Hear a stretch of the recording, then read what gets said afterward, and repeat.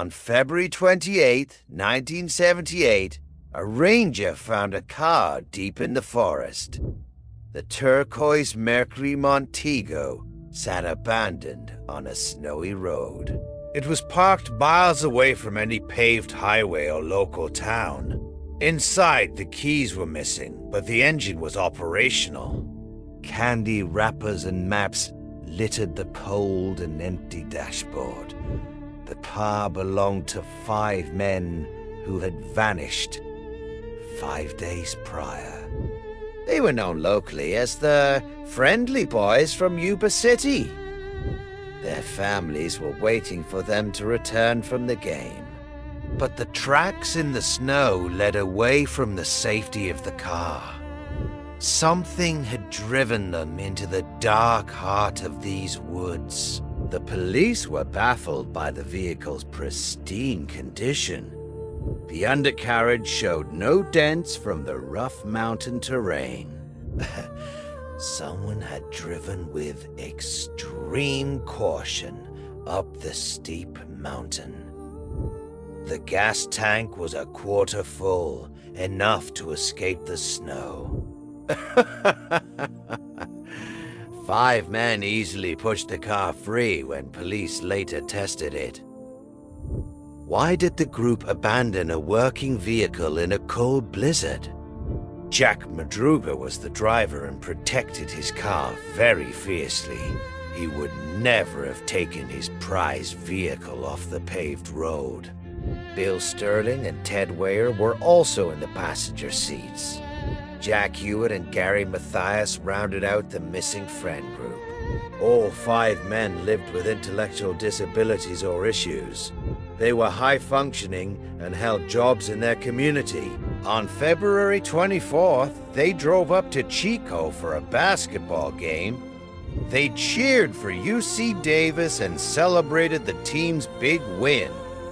Witnesses saw them at Bears Market buying snacks and some milk. The clerk remembered them laughing before they walked back out. It was a clear night on the valley floor as they drove south. But the Mercury never arrived at their homes back in Marysville. Instead, it climbed 4,400 feet into the Plumas National Forest. They drove nearly 50 miles in the absolute wrong direction. A massive search operation launched as the winter storm worsened. Helicopters and snowcats scoured the treacherous wild landscape, but the heavy winter snow buried all traces of their footprints. Then a strange report came from a local man named Joe Shons. Joseph Shons had been stuck in the snow that very same night. He was suffering a mild heart attack while waiting for rescue. Through the pain, he saw headlights appear right behind his car. He saw a group of men walking in the beam of the headlights. He called out for help, desperate for any kind of medical aid. The lights immediately went dark, and the voices ceased totally. Later, he saw flashlights moving quietly in the dark tree line. He heard a woman's voice and a baby crying in the cold dark.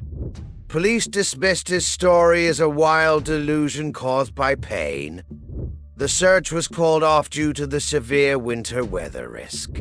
Months passed with no sign of the 5 missing young friends. Families waited in agony as spring began to melt the heavy snow. On June 4th, a group of motorcyclists made a truly grim discovery. They were riding near a trailer maintained by forest rangers. A window was broken and the smell of decay was extremely pungent. Inside the trailer lay the body of Ted Weir on a simple bed. He was wrapped in sheets, completely frostbitten and emaciated. His feet were severely damaged from exposure to the bitter cold. Ted had lost nearly 100 pounds before he finally died there.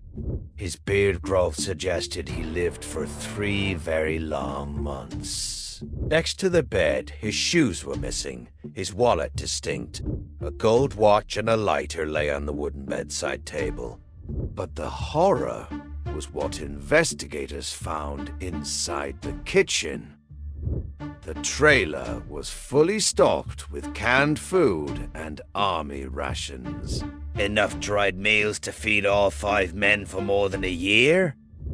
A propane tank outside was full and ready to provide warmth. Ted had opened a few cans but ignored the vast food stockpile. He starved to death in a room filled with life-saving dry food. He froze to death steps away from a working propane gas heater. Fear seemed to have paralyzed him within those 4 small walls. Investigators wondered if someone else was inside the trailer. Was he being held captive by a person who wouldn't speak out? Or was he terrified of something patrolling the chilly outside? The search widened to the surrounding and dense wilderness. 11 miles away, the remains of the others were finally found. Jack Madruga and Bill Sterling were found as scattered bones. Animals had dragged their remains through the darkened forest. Madruga was identified by the car keys still in his pocket. Sterling was found only as a scattering of small bleached bones. 2 days later, Jack Hewitt's own father joined the search party. He found his own son's backbone under a thick manzanita bush. The clothes were the only way to identify the skeletal remains. The skull was located 100 yards down the mountain slope. Gary Mathias, the 5th man, was nowhere to be found nearby. Mathias had schizophrenia and required his medication daily. Without his pills, his mental state would slowly deteriorate. But his tennis shoes were found inside the Ranger Service trailer. He had likely worn Ted's leather shoes to leave the campsite. This suggested Mathias survived longer than the other men did. Did he watch his friends starve while his deep psychosis set in?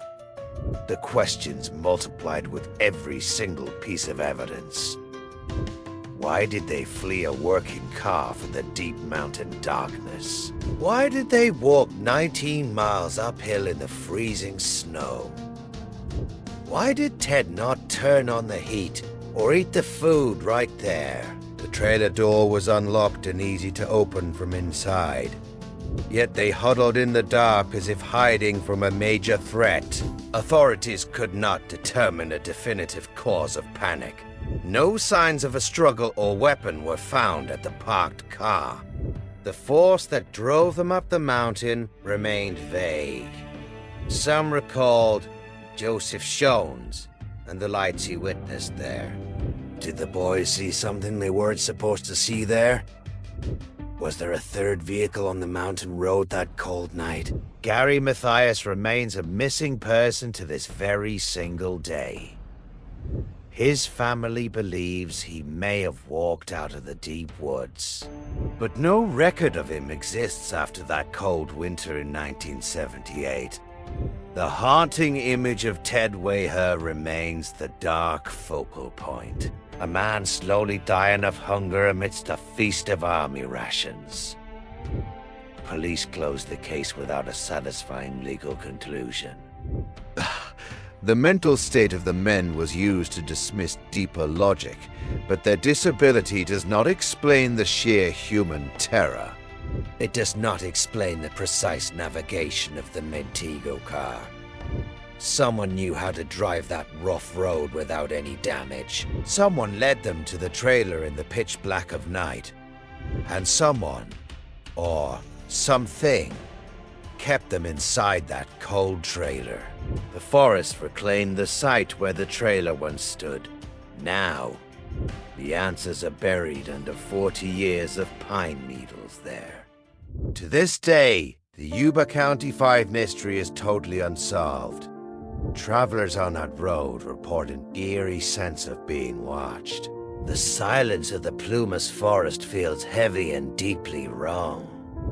We are left with the image of a car parked in the heavy snow. 5 friends vanishing into a white void without a single word. What did they see on that lonely stretch of the mountain road? Who was the whistler that Joseph Shawns heard that cold night?